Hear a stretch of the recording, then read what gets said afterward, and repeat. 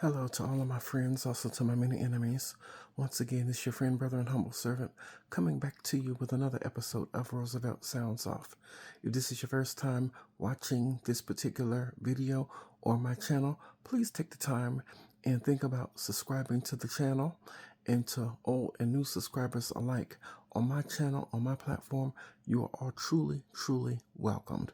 I know it's been a while since I came to you all with a video, but decided just to record a video, and I know that I am coming from my cell phone on this afternoon because I am here in Minnesota. My father got sick, so I'm looking after him for a few weeks or, whatever it is. So just to take the time just to record this little brief video. And to all the new subscribers alike, most of all, happy Thursday. Gonna get into a little bit of what I want to talk about really fast.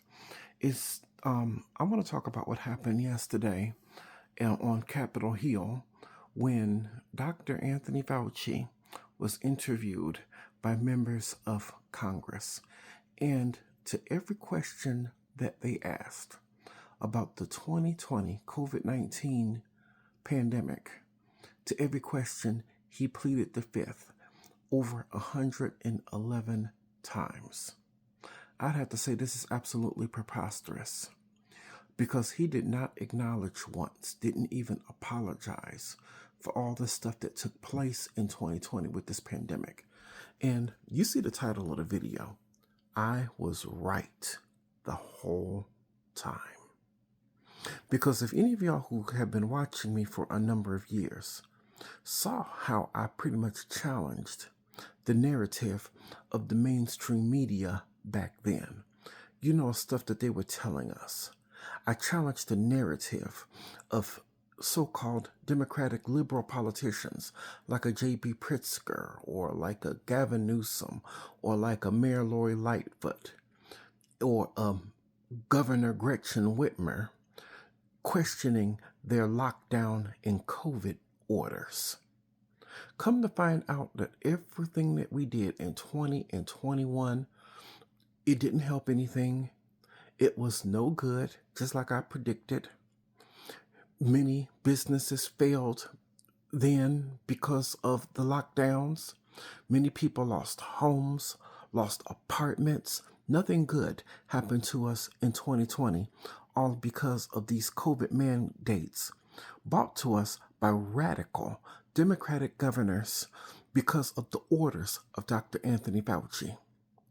This dude couldn't even get his facts straight even then. Because 1 week, this is one pandemic that always changed all of the time. One time they were telling us to not wear masks. Even Dr. Fauci even said that I'm trying to get a little bit more light in my face. Even Dr. Fauci was up there saying that it would be useless to wear a mask. Then all of a sudden things changed. And then they started closing down schools and then businesses and even churches. And you had a church like mine at the time, which is a very, very liberal, democratic, left-leaning church. And I'm going to call the name today. Yes, the Carter Temple CME Church of Chicago, of the Christian Methodist Episcopal faith, that closed down and believed everything that our Democratic politicians had to say about everything. And come to find out now, it was of non-effect. All of this stuff that they did back then was just a total waste of time. And I'd have to say, we're much more damaged now because of all of that than we were ever. We're much more divided now than we were back then. Because even when the vaccines came out, I told the story of how certain people on my praise team that I sung with turned on me because I had different thoughts and everything about the vaccine. And my parents, who I'm here visiting, they didn't take it at all because many people know that before a drug can actually be listed as FDA approved, it has to go through months and years of experimentation and of testing and all of that other stuff. This is some stuff that they just mixed up at the last minute, just because it was a so-called pandemic going on, and within a couple of months, through Operation Warp Speed, decide to mix this stuff up and issue this stuff to people. And meanwhile, I would have to say that it caused much more damage than good. Everybody who took the shot that I know of, including myself, got sick with the shot. I had an uncle of mine who passed away because of the shot. Other people and everything died because of the shot.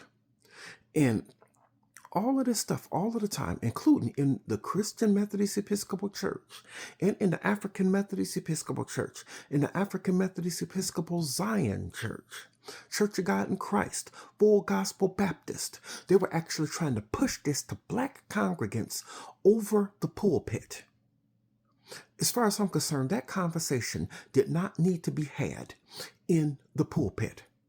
If you're a pastor, if you're a minister, you only talk about one or two things.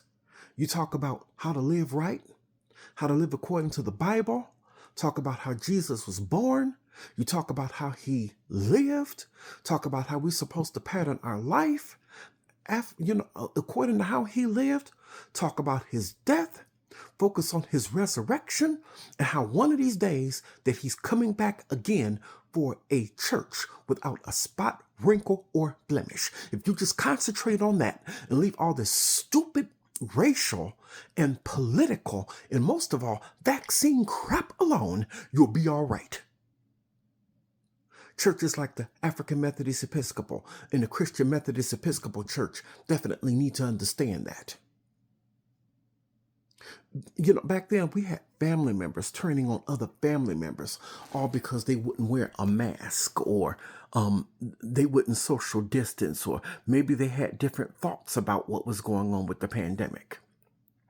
There was a mother and a family in Ohio who were arrested, all because even though they were sitting all by themselves, not around people, all because they didn't put on a mask. Police grabbed them and wrestled them to the ground and arrested them, all because they didn't wear a mask. People were going crazy. And this is all because of the words of some evil 80-something-year-old quack who didn't know what the heck he was talking about. Wouldn't even have the decency to even respond to, or even apologize for everything that happened. The only thing, he was just like a freaking parrot. The only thing he kept on saying, on the advice of counsel, I want to invoke my Fifth Amendment rights on that question, according to the United States Constitution. And the idiot didn't even know what that Fifth Amendment even said. And to me, anytime you have to plead the Fifth, no, you done something, or you're guilty of something.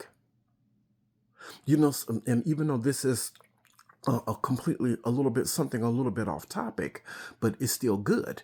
Even with the Nolan Wales case, when Nolan Wales disappeared and was found dead, washed up on a shore, drowned and dead, all of the kids who were with him deleted their social media and then lawyered up. Anytime you do those two things, along with pleading the Fifth, no, you done something, you're guilty of something. You did something. That's just that. And due to this pandemic, or this so-called pandemic, and the stuff that they made us do through lockdowns and all of this other stuff, nothing good happened in 2020. I think the world after that is just forever changed, all due to the lies that were told by Dr. Anthony Fauci. He wouldn't answer any questions whatsoever as to what happened. Had people all up against each other. I knew one guy back then talking about who said he was going to be the first in line to get the vaccine. Always would talk about, the United States struggle. The United States is so racist, and the United States struggles against the black man, and the United States, through the white people, does everything to keep the black man down. But as soon as the vaccines came out, the first idiot in line to get the white man's medication. What crap is that? Doesn't make any kind of sense. So as far as I'm concerned, Dr. Fauci didn't answer any kind of question at all. And so, they're recommending that he probably be brought up on charges of contempt of Congress. And I say good. And any Democrat politician that supports him or supports what he did, period, I mean, your smarts or your candidacy or your political office should be in question. Because it's the Democrats who did all of this. It's the Democrats who had some of the more strictest stay-at-home orders and COVID laws and everything that actually destroyed the lives of people. And no one will apologize. No one will admit it. As far as I'm concerned, the government needs to do something to make this right with all of us. And the next time, this is my advice and closing to everyone out there. The next time the government brings us something or says something to us, just because it's the government saying it or a Democratic politician saying it, I don't care if it's a pastor over the pulpit even teaching it. Don't be so quick to believe what these people have to say. The next time there's a so-called pandemic, I don't care if it's a worse thing that comes upon the world. Do not take any one of these people seriously because of what they did and the crap that they pulled in 2020.